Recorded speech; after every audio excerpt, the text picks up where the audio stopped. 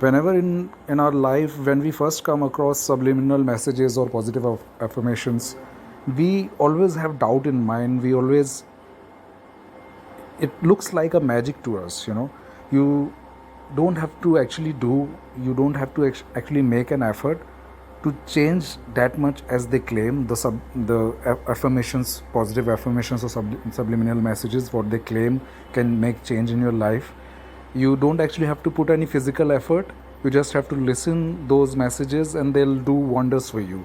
This is what you get to know. You get attracted to it and you want to know about it and how it works. And many a times people have come to us who have doubt about these messages, whether they actually work or not. So, and if they do, how do they work? What is the scientific procedure? What is the mechanism behind it?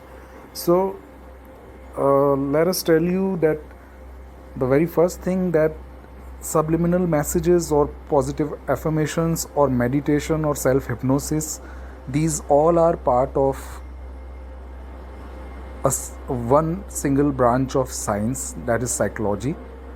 Psychology majorly deals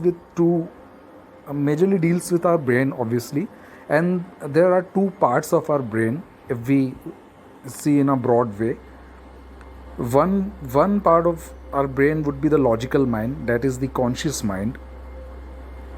This could be understood, the logical mind could be understood like the brain that understands things, that helps us in taking action while we are awake, while we are active. Like when we are riding bike, we use our, like we are, when we are talking to someone and he says something and we find it wrong, we use our logical brain, we use our logics, we use what we have learned, and that is the logical mind. And the other part of the brain is subconscious mind.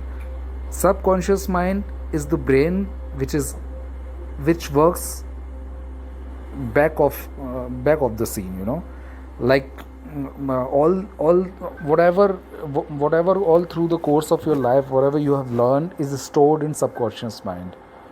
If you are afraid to meet new people, if you don't like studying, if you feel like you could meet an accident if you ride the bike, everything, your happiness, whatever internal feelings that you have, your reflex actions, these all are stored into subconscious mind. And subconscious mind, let me tell you, is more than 70% part of your brain. It is much more powerful than your logical or active or conscious mind. And if you can train your subconscious mind in some way or the other, you can totally change your personality. You can become confident, you can be studious, you can even change the shape of your body, you can become taller, you can become thin. What it would actually do is, it will make you think in that way, and that eventually would make changes into your life. And it would, anyway, it follows the law of attraction and all those things. So you actually have to train your subconscious mind. But how do you do that? Like in a subliminal message or in a positive affirmation, you tell yourself that yes, you are a confident person. You talk to yourself, you send your subconscious mind a message that you are a conscious person, you are a confident person. But you actually believe that you are not. You are a shy person, you are a socially awkward person. So whenever you tell yourself that you are a confident person, your logical mind would get active, and it would give you the logic that then why don't you have you have many friends, why are you afraid to talk to people, why are you afraid to go out and meet people? So it starts giving you the logic. So if there is any way where you can pass your active brain, your conscious brain, and if you can send those messages to your subconscious brain, those values which stop you from thinking that you actually are confident, from stopping you from feeling actually happy, those value would be replaced by what you actually want it to be replaced. It's more like a computer hard disk. They have old data which is like stored for years, and now you want to remove it. What do? You copy and paste new data. The only difference is you have to pass that active brain to copy that new data into your subconscious brain. And how is that done? Through positive affirmations or subliminal message or hypnosis. In hypnosis, what they do is kind of make your active brain to go to sleep.